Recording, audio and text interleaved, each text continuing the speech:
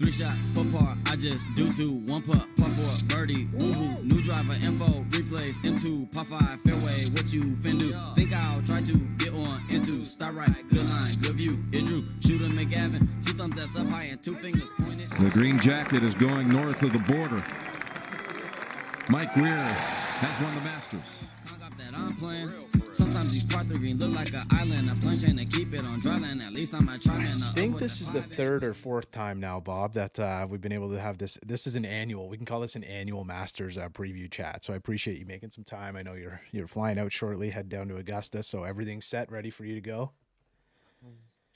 Yeah, it's the week before and the 2 weeks before, really, even 3 weeks before is busy. We're creating a lot of content that's going to be on TSN that you'll watch during the broadcast. Some of it's been on SportsCenter this week, and then there's just a lot of prep. So you don't want to get caught without something to say. So a lot of player. I just do a sort of player cheat sheets on maybe the top 20 players, and you put that all together and try and grab as many little tidbits as you can about each player that'll be relevant. And then, of course, what'll happen is some guy not in that top 20 will get up there on the leaderboard, and you'll have to scramble again. But it's a busy time, but it's a great time. Do you have any expectations, Bob, this year? I guess we jump right into it. You think any guys outside that, maybe that top 20? I know in the past when we've had that conversation, it's like at Augusta, usually the kind of the cream rise to the top, so to speak, right? But it's like, do you think there's anybody playing right now that's maybe outside that window, those top 20, who we might see on, Sunday morning, Sunday afternoon? Well, if you look at sort of the history of it, it's tough for those players when you get into this competition. There's not too many. I won't say there aren't surprises, but there are very few real kind of unknowns who win at the Masters. You see that once in a while at some of the other majors, but this one pretty much runs straight to form. And I think part of that is because the golf course, you have to know it, you have to learn it, you have to understand it, and it takes some history to get there. So you don't see a guy winning in his first try. Obviously, the last one was Fuzzy Zeller back in 1979. So that shows you that usually they're sort of accomplished players who are coming in. So, I mean, we've got the big three this year, which I'm sure we'll dive into. And then after that, there's some interesting players who are starting to play well. Jason Day is a guy who I have my eye on, who's really started to perform well. His back seems to be holding up. I think Max Homa is ready to win a major championship. That's who I like. Yeah, I mean, even Corey Connors, has finished inside the top 10 in the last 3 seasons. Now, he hasn't been off to the best and the fastest of starts, but those are all guys who, if they won, I don't know if it would be a shock, but it might be a little bit of a surprise, I guess you could put it that way. There's a lot of guys outside of top 20 also playing well. Like, I know Ricky Fowler's been playing pretty well lately too, and so is Tommy Fleetwood. He's kind of made his jolt back onto the PGA Tour, playing well in the past couple tournaments. So I mean, there's a lot of guys playing well right now, so it could be a good tournament. You never know what's going to happen. I think Ricky's going to have a tough time because I don't think he's in yet, is he? I think he's still on the outside. Yeah. But you're right. You're right in terms of where he was, where Ricky was a year ago to where he is now is a long way, and he's on his way back. I think I heard last week that he's not in any of the 4 majors yet, but I would have a hard time thinking that he will not be in some of them. And he's still, maybe he pulls some miracle off at the Texas Open and pulls it in. But I think there's, like you said, there's a lot of guys out there who are flying under the radar who could play well and surprise us. Yeah, I was just kind of using those guys as kind of like examples this year, just like kind of guys that are coming back. But yeah, it would be nice to see Ricky there, because we were chatting last week with the Canadian Craig Stefarak. I don't know if you know that name, Bob, but one of the things we were talking about is he's playing over on the Challenge Tour and the Clutch Tour over in, I guess he's like in the UK. He's pretty much just kind of floating around everywhere there, and their model's a little bit different. Guys that are playing like really well right now are getting so many exemptions and stuff like that to get in. That's how Jason Day's getting in right now, I believe. I think he just got his invite. And like, I'm thinking of guys like JJ Spawn's playing really well right now, former PGA Tour Canada Player of the Year, right? Like, he's been on the top of leaderboards lately. And I'm hoping, like, at the Dell match play, the Canadians played well. Like, Mac Hughes has kind of been sort of floating around, but he beat Max Homa. Corey Connors beat Sepp, so I think we got Bob from Squares Golf on next week, so he might not like hearing this, but our guy Corey Connors beat up on Sepp pretty bad too. So I'm Georgia hoping that Bulldog. there's some momentum there for I think with Corey Connors being always around on that, the first page of the leaderboard, and then Mac Hughes, like, you have to putt here, and we've talked about how he's one of the best putters on the planet. So if he's hitting the ball well, striking the ball well, it could line up well for him. What do you think about the Canadians this year, Bob? I think it's an interesting group right now. I'll kind of run through the ones that that are going to be in the field. I mean, you look at Corey Connors, and he had a really tough time on the West Coast, but he never really plays all that well on the West Coast. Came back here. I saw him at the Players Championship. Talked with his coach Derek Ingram, and he said that the one issue he's had is that what's normally his strength hasn't been working all that well. So off the tee and into the greens, where he is usually an absolute marksman, is not great. But last week, if you looked at his true stats gain from the data golf guys, he was on the plus side in driving accuracy, on the plus side in approach, and he was actually on the plus side in putting. Now, he didn't get out of his group, but those three things, being on the plus side of the categories, to me says that Corey Connors is playing well. He's finished in the top 10 the last 3 years, 10th, 8th, 6th. So I think he gets into a place where he feels good. He likes the golf course. I think mentally that helps him as much as anything. Mac Hughes is playing well. He's a guy who's sort of, if you look back over his years on the PGA Tour, he goes through these streaks where he miscut, tie 69th, miscut, and then third, fourth, second. Yeah. And I think last week what we saw was him playing really well in the match play, kind of fine tuning that game. And so I like the way he's coming in, playing pretty well. Adam Svensson is a little bit of an unknown. He had a great run at the Players Championship.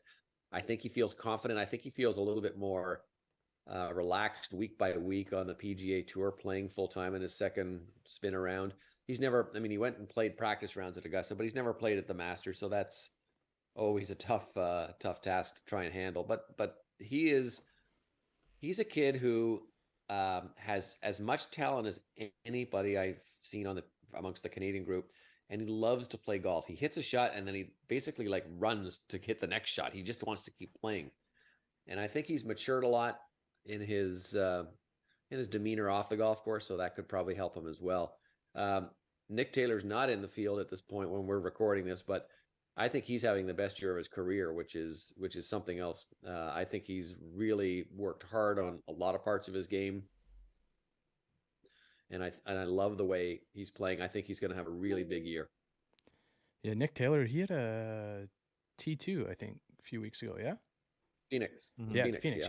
Yeah. So hopefully he gets in. I know when I was looking at the Dell match play matchups, they both had to finish. I think they both had to get to the quarters or something. Him and Adam Hadwin, and they couldn't get there. The way that their bracket or the semis. Okay, so the way that their brackets worked, they were going to meet in the corners or something. So that was tough. Like going into that thinking, okay, like if they both get hot, maybe they can get through. Maybe they can get through the semis. You just never know. But not having the option to get both of them through to get there was tough. Mac here for BioSteel. We absolutely love this one on the pod. The hydration mix has been in our golf bags forever. The hydration mix has been designed in the most natural way possible to help you stay hydrated throughout your round of golf.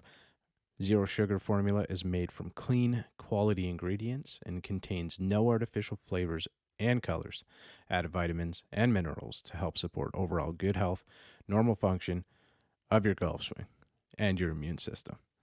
Simply mix it into some water, and you can enjoy it through all 18 holes. Clean, healthy hydration. Zero sugar, natural health product, no artificial flavors or colors, no artificial sweeteners, no preservatives, caffeine-free, NSF certified for sport. Biosteel.ca, biosteel.com. Use the promo code SCREWS30 for 30% off your order. SCREWS30 for 30% off your order. Stay hydrated, my friends. I posted this one kind of late, Bob, but I like this one a lot. BBB Golf asks, biggest changes we will see at number 13. Don't know. Biggest changes we'll see? Yeah, I don't know if he means hole number 14, but no, 13 they added 35 yards. Oh, that's right. Yeah. To the tee. So par 5 normally Normally, that's one of the easiest golf holes on the course. And I've talked to a number of players of maybe over the last 10 days or so, who've gone and played practice rounds there, and they said it's a very different hole right now. It is used to be, driver 9-iron basically. When Bubba won in 2014, he hit driver wedge in there. This is to a par 5. Now the guys, when they played, it's been wet there this year, but guys were hitting. I mean, Rory told me he hit a 5-iron in for his second shot. So it also changes.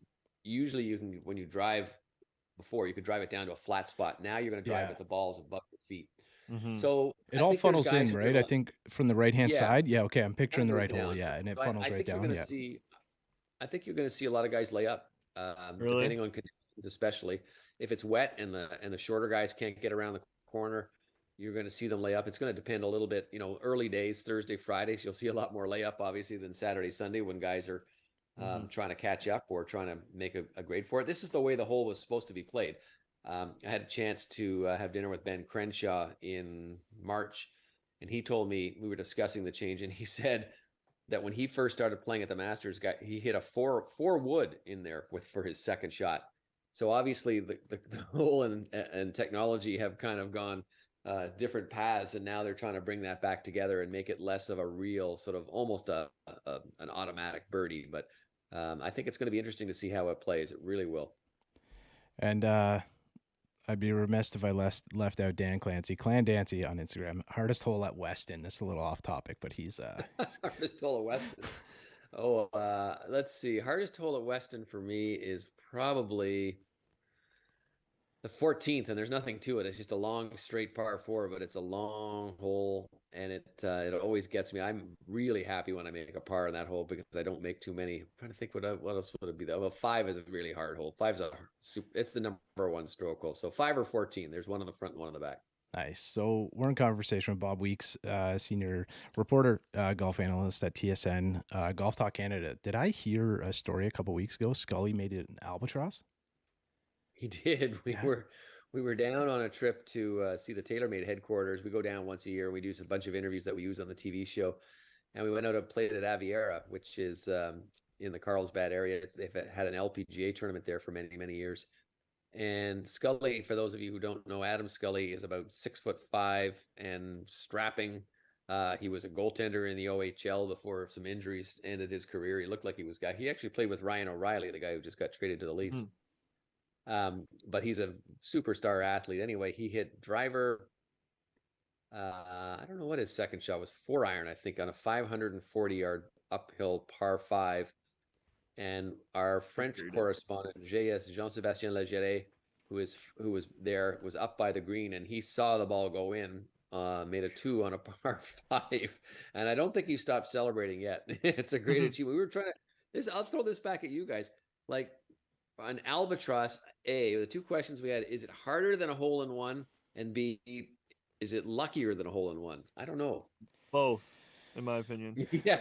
Yeah. Harder and luckier. I mean, that's what typically on a par 3, you have a mid to low iron, which is way easier to control and easier to hit. I mean, you get those higher on your clubs with the 5 and the 4-iron. I mean, they can go, for us mid to high handicappers, can go anywhere, right, compared to a lower iron. Right. So I think it's pretty impressive. It is impressive. I think for guys hitting the ball like Scully and Bryce are here that are hitting it 340, 350 off the tee, it can make some par 5s pretty short, but where typically your approach might be a little bit easier into a short par 5, or you guys make them short par 5s, and some par 3s might be accepting the ball on some of those par 5s, but I don't know. I don't know. I mean, I would definitely call them more rare than hole in one. Yeah, I think so. Yeah, I think so. There's got to be a stat. I said it was a whole bunch of skill combined with a bunch of luck. So yeah, I mean, it takes a lot of skill for sure. I just think you need some luck on your side too. Exactly. So any other updates on Augusta this year, Bob? Like, I know last year when we were talking, there were a few changes. Any other updates to expect for the viewers to check out this year? Not in terms of the course. I think there are, they always make changes at Augusta National. Because it's closed from May till October. So, talk about a greenskeeper's delight. You can do whatever you want. Yeah. And that 13th hole is going to get all the attention. I think there were some other minor changes, nothing that's going to really impact the golf course. I think they've cleaned out some trees on the right side of 11, I've heard. And I think the tee on 15 may have just shifted a little bit to create a little bit more of a dogleg, a narrower alley to get down, but I haven't confirmed that one yet. But most of the guys were saying, it's a bit of a beast as it always is, and of course, doesn't matter how long it is, it's those greens that'll really Yeah. take the test. So undulating. Well, yeah, we saw that on the Mhm. 72nd hole too last year with Scotty Scheffler punting it around there to just get it in, right? So last year when we were talking, Bob, we were not sure if Tiger would be there. We're pretty sure he'll be there this year. Any thoughts, expectations on Tiger? Always love to talk Yeah, about I know Tiger. Tiger was there. Yeah, I mean Tiger was there for practice round, so I'm assuming he's going to play. And I think this would be, if he's only going to play one more tournament this year, I'm pretty sure this would be it. So he Mhm. loves the Masters. There's some good stuff there's some good stuff for him in the fact that the weather's going to be pretty warm, so that's good for his back and his injuries. Um, I think that he knows the golf course better than anybody in the field, probably, arguably. I think the downside is that it's probably the hilliest and the hardest Yeah. walk on the PGA Tour. Mhm. So, I really think Tiger's played 4 rounds of competitive golf this year, and it was good. And he might be able to kind of tease us a little bit throughout the week, maybe get himself up the leaderboard a little bit. I just don't think that his body will allow him to keep up with the horses that are out there right now, and the top players out there. It's just not left in the tank. I say maybe because I've underrated him and made Yeah. You guesses on never him throughout know. my whole career, and that has never gone well. So Yeah. It's just one of those things that I was having that conversation with some guys at work today, and it's one of those things where I don't want to be that guy come Monday saying that, oh, Tiger has like no chance, and then we've all been proven wrong right, but with that before, or we've seen it when we didn't expect it. But the thought was like, does he ever go back and play like the John Deere or something like that to try and get the 83rd win? That's kind of where we had left it. Does he jump in on one of those, I don't want to say one of the lower end tournaments or something like that, but one of the tournaments right. with maybe a field Oh, without as many strong players? Do you think he ever jumps into a tournament like that again to try and get a win, or are we only seeing him in I don't I don't think six? the record means yeah, I don't think the record means all that much to him, to be perfectly honest. I mean, I think he'd love to have it, but I just don't think that he's at a point now where he's going to do something like that. I mean, if you go back and look at Ben Hogan's record at some of those 82 wins, I think Tiger can probably make a claim that he has won more than anybody on the PGA Tour. Some of those wins were, one was like a kind of I don't know what it was, some kind of a weird format with, and there was 6 players in the field and 3 of them were amateurs, and that counts as a PGA Tour win. So I don't think he would ever kind of go and just try to get a win for win's sake. Yeah, I did not know that. That's kind of an interesting thought on that being what would be a PGA Tour win or a professional win, right? But um, Yeah, I guess too, Mike Weir. We always got to talk a little Mike Weir. Can we see a cut made out of Mike Weir? that'd be great. That'd be a great achievement. This is a big celebration, 20th anniversary of Mike's win. And we've got a couple of pieces that we're going to run on probably on Sports Center first, later maybe tomorrow. I'm not, this week, and you'll see it on the broadcast. I think Mike's playing some good golf. He's been on the Champions Tour, having not such pretty good year, I would say. He's all in on this President's Cup stuff, and that's distracted him and taken him a lot of different places and taken some time for away from golf. But he's got enough of a game. The only thing is the golf course is getting a little bit longer for Mike these days. Yeah, He's not a long hitter, obviously. He did tell me that on 13, when he played his practice round there, he had 240 yards in on his second shot. Oof. So that was a layup. Yeah. But I think what Mike can kind of bask in the celebration of 20 years, and it's really kind of interesting to talk to the guys, the other Canadians out there, all of them on the PGA Tour, the ones in the Masters and not, about what that win meant for them and where they were. We've got a piece on that, where they were, how it impacted them, what they remember about being on that win. But that win changed golf for Mike Weir, but it also changed golf for Canada. And I think there's no real hard evidence that you can say that a lot of people picked up golf because of that, but I think there's anecdotal stories about it. I mean, everybody remembers where they were when Mike Weir won that Masters, if you're of a certain age, yeah. and And I think it would be nice to see Mike make the cut and play the weekend. He'd love that too. Yeah, I think it's one of the reasons why both Bryce and I are playing golf, probably. Speaking out of turn here for you, Bryce, but like I remember exactly what I did. Me and my brother grabbed our golf clubs and went to a park across the road where we were just hitting wedges in the park, you know. So it was just really, really cool for us to see. And well, sometimes there's we had grass on those days or that day anyway. We unfortunately might not right now, but we got a little snow here right now. But I think Mike Weir's been kind of a pioneer in ways for us. He's changed the golf landscape in Canada, like you said, and it's kind of good. We're getting to see the best player in Canadian golf history in Brooke Henderson right now kind of take those reins, right? Which is pretty cool in my opinion, anyway. So it's kind of cool to see, that shift and that. But walk it back 20 years, and he can celebrate and enjoy it. And if we see a miscut or if we see a made cut, that would be a lot of fun for us. It's funny, we've asked all the top Canadian players about where they were and what they were doing, and I remember one time before I made a mistake of asking Brooke Henderson, what do you remember about Mike Weir's win? And she says, well, I was 4 years old. So it's not quite on the memory banks as some of the guys like Corey and Adam Hadwin and all those guys, but you can know that there's a legacy there, and you might see in 10, 12 years. You're already seeing it now, but you might see in 10 or 12 years a real surge in women's golf because of what Brooke has done as well. Quick break from the pod. Mac here from Manscaped, introducing the Beard Hedger from our friends over at Manscaped.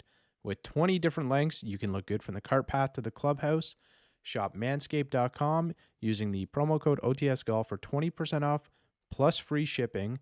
Shop any and all Manscaped products at manscaped.com using the promo code OTSGolf for 20% off plus free shipping. We'll see you on the back nine.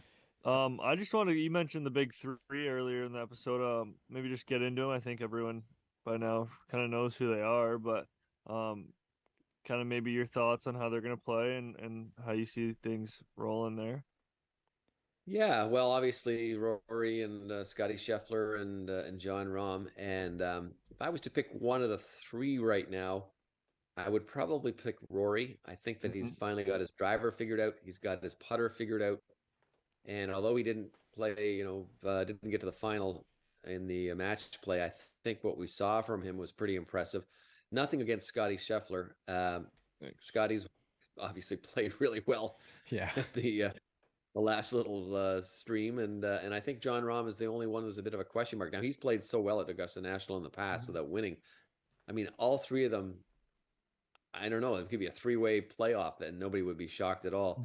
But I guess just going on my gut instinct, I feel that this is maybe Rory's time finally to get it done. I think this is his 15th Masters, and only two players, Mark O'Meara and Sergio Garcia, have won their first Masters at 15 or more starts. So I don't want to say he's running out of time, but I think maybe this is his time. Maybe that's the way to put it. Well, I'd love to see Rory win, especially after going to the Scotty and kind of finding his putting stroke last week is looking good, and I know the stats backed it up. So I don't know. I'd love to see him win it. It's on his mind for sure. I was listening to an interview with Rory just last week, and he mentioned that he's going to be marked, I guess, on the like his legacy is going to be built on the amount of majors that he wins. So it's definitely been on his mind leading up to leading up to Augusta, leading up to the Masters. But if we had this conversation right now, Scotty Scheffler is the hottest of the three of them. John Rahm 2 months ago or 3 months ago would have been the hottest of the three. So I think it's going to be a battle, hopefully come Sunday. And I know we had kind of mentioned a little bit about live golf, and it's hard to forget Cam Smith here, right? And DJ's won here, but it's really hard to forget Cam Smith. He's been in the top 5 3 years in a row. So I don't know. Do we think we're going to see any pressure from any guys on the live tour? I know like Neiman last year was right there on Sunday too for a little bit. So I think there's still some players there who can contend. It's the biggest question with the live guys is we just don't know how well they're playing or not. Right. They're coming in here having played 3 tournaments. Guys like DJ's played 9 competitive rounds. Cam Smith's played a little more because he played in Australia. Patrick Reed's played the most. And, you look at the performance on the live tour of guys like Bryson and Brooks, and it's just been horrible. Yeah. So that's the question mark. But I would be shocked if Cam Smith and DJ, aren't putting some good rounds up and aren't playing well and aren't at least in the top of the leaderboard at some point during the week. I would be shocked at that. I think there'll be a couple of guys out there, but again, it's just sort of a question mark because we don't know how to measure there. There's no stats Yeah. on Live. There's You no can't get comparison. Yeah. Yeah. yeah, you can get data golf stats, limited ones, but there's just nothing really to kind of, as you say, a measuring stick to go up. But I would be shocked if guys like probably the three I would pick would be Patrick Reed, Dustin Johnson, and Cam Smith who will be around the leaderboard. Yeah. Yeah. I think obviously like Mito and Neiman too are two. I think Neiman plays really well at Augusta. His game, I know he was playing in that Tiger group on Thursday last year, and he played very, very well to start. So he doesn't really get phased with that type of thing. He's pretty he's kind of like a killer out there, man. He's a good player, so I think he could be around. But yeah, like we say, we don't get to see it as much. It's kind of difficult. Those are really good golfers who we don't get to see or hear much about anymore, right? But getting to, I know we got to let you go soon, Bob. So getting to the really important topics of the week here, the weekend is the Bob versus Graham Dillette, Bob Weeks versus Graham Dillette sandwich contest. So sandwich matchup. So this is the third year hearing about this, I guess. And what's your preparation been like? Well, it's all about egg salad. And last year, I got to admit that Graham kind of bailed late in the game. He just realized he was going to get beaten, and it's an egg salad. I think he had 13, and the first year, I think I won with 12 last year, if I'm not mistaken. So my prep is not to eat anything resembling an egg for about a Okay. week, 2 weeks, Okay. 3 weeks beforehand, and then just you got to come in hungry. I mean, that's it. You got to come in with ready to go. And I always start my morning with two quick egg salad sandwiches because they're available like in the press room. They're available pretty much everywhere. So if I can do that, then that gets me on a good start for the day. And if I can do four in a day, that's a big day. That's one of my big days. I want to save some room for dinner because we have good dinners as well. Mhm. Um, but yeah, it's I think I heard he's been prepping. So I don't know. I'll have to maybe send out a little taunting tweet to him later. Are we just talking like Thursday onward, or are we going like Monday No, right no, through the whole yeah. week? Yeah. Okay. It's usually starts Tuesday by the time we sort of get going at it, and we Okay. put what we do is we have an office in the press room there in the media center, and we put the wrappers up and on a bulletin board, and you put a Mhm. thumbtack in there to keep it. And at the end of the week, we have a ceremony, and James Duthie usually does the count. 1, 2, 3, 4, and that's how we determine who wins. Can we That's see awesome. 20 in a year? Will we see? I know DJ won in Ooh. 2019 at 20. Can we see 20 out of Bob Weeks? You could, but then the cholesterol count would probably rule me out for the next year. Oh man. This has become one of my favorite topics, but we need to get video. We need to get somebody taking video of that so we can post that. But um Yeah. before we let you go, Bob, Bryce, did you have anything you wanted to add? I just had a question here that I wanted to No, I throw in. think I'm So good. Go ahead. um one of the things that I know that you had tweeted about it, Bob, and I kind of heard about PGA Tour LA, PGA Tour Canada. So every 2 to 3 weeks, usually one of the guests that Bryce and I have on are playing on one of those two tours, or have played on those two tours, or will be playing on those two tours. And we're hearing that there may be a merge. What are your thoughts on that? What would that? Do you have any ideas of what that might look like for some of the players that are involved? Because I know travel is already such a tough thing for these guys trying to grind it out and get to that next level in golf. I mean, I don't know why it hasn't been done before. There was a while back before PGA Tour Canada, before the PGA Tour took over the Canadian Tour. They used to go down and play some stops in Mexico, and have a little bit of a winter arm of the tour. And it just makes so much sense because basically, I couldn't give you a percentage of how many, but there's a good solid number of players who play both tours at this point already. And if you could combine it and maybe raise the purse a little bit so these poor kids don't go completely bankrupt, I think it would be pretty good. The PGA Tour Canada this year has a much better travel schedule. It's kind of in three hubs Yeah. uh, that work a little easier than kind of going from one side of the country back to the middle, back to the other side, back around the corner. But if you give them a little bit of a longer tour, I mean, the PGA Tour Canada starts in June and ends in September, and why not just kind of continue it on in some way, shape, or form, and get these guys playing 8, 9, 10 months or whatever they can kind of get in terms of tour stops. But even if you had another 3 months after the Canadian tour and the Latino America tour, I think it would make a lot of sense.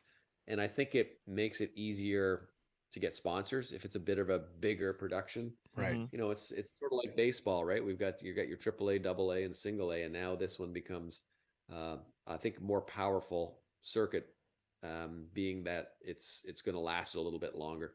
Do you think that'll adjust any of the status requirements that players will need? Do you think there'll be more Corn Ferry Tour status cards available? Will they try and combine those two things, or are they going to be essentially just Yeah, I playing think for there's money? going to be No, I think there's going to be more status available. It'll be a step down. So, the guy who wins it overall will get full access, and then there'll be sort of levels of access that I think you'll get. Yeah. There was even some talk of maybe making, maybe getting a couple of cards that would go right into the qualifying school, Corn Ferry qualifying school. So maybe you could go to the PGA Tour. I haven't heard much. That was a rumor that a player told me. But I think we're gonna see this build a little bit bigger and make it a bit of a bigger platform, and make it a better opportunity for these players to gain some experience in professional golf.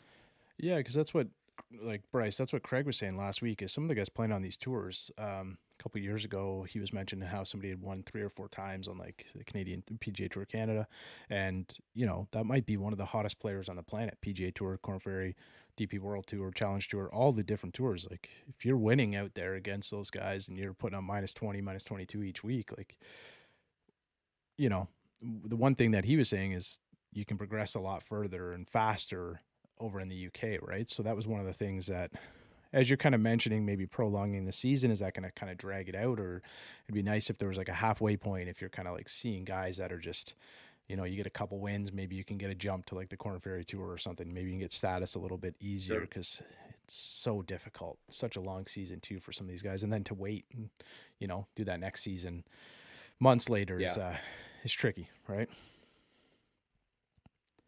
Yeah, So it's not easy. I mean, I've heard players who've come through it sort of say you got to look at it like this is your university education. You're going to spend your money getting your yeah, education. So the few guys who do come through there and make a little bit of money, that's a big bonus. yeah, for sure. Just to get back to the Masters, I know you said it's kind of they've had some rain lately. Any prediction on course conditions on like the score for final? Maybe what the score is gonna look Uh, like Sunday evening. Yeah, yeah, it's hard. It's hard without actually seeing what's going on down there. But if the weather does hold, there is a little bit of rain, so I think it'll be soft. So I think you'll see some low scores, Mm-hmm. and I think 16, 17, somewhere in there, maybe depends on these guys are just they can just kind of beat up this golf course. Yeah. They're not afraid of the greens. But the Yeah. greens are running a little bit slower than normal with the water on it. I mean, they've got the sub air; they can make them whatever they want.